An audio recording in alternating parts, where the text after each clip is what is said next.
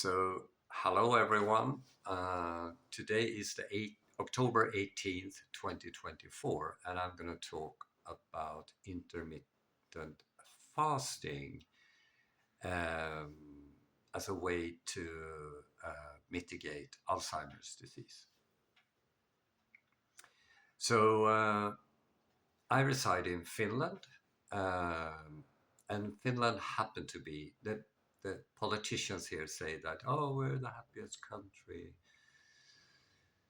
on the planet, and but in reality, Finland has most cases of depression and Alzheimer's disease. So depression is most prevalent within EU, and Alzheimer per capita on the planet. So the opposite was the politicians' claim is true. Now this is of course an issue, and part of the solution is what I spoke about yesterday, um, nutritious food basically. And I wrote a piece, of course, which I'm looking at now. EU wrote a report or published a report about things like this, health in general, in 2023. And what they showed was that the prevalence of Alzheimer is twice as high in Finland compared to Sweden. Uh,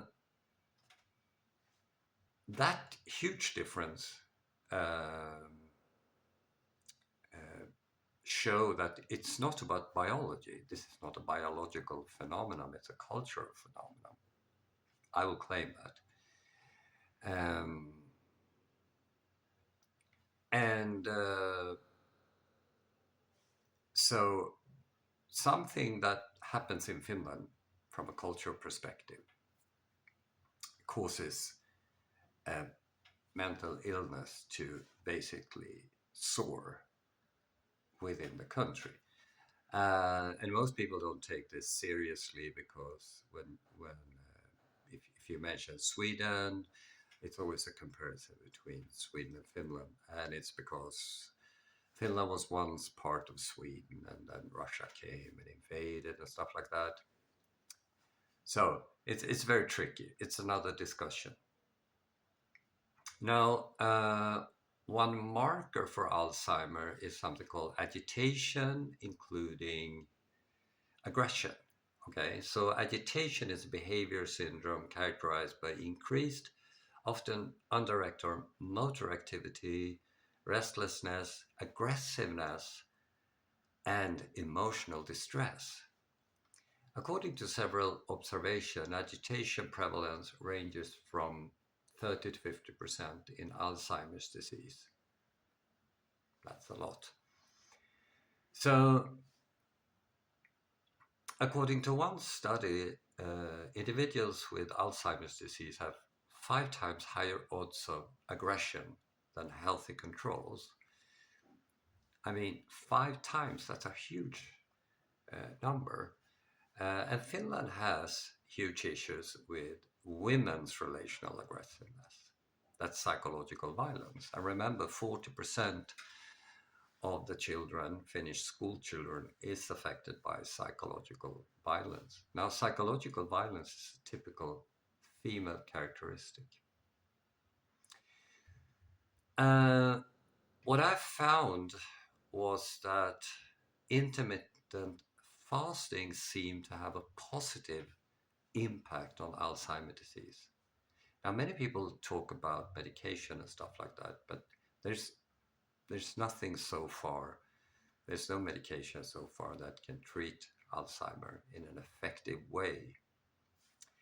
There is a cardinal pathological marker for Alzheimer's disease, and it's called beta amyloid accumulation. This is, of course, a medical term, and you need to know about biochemistry and the body's physiology. So I urge you to take a look at that.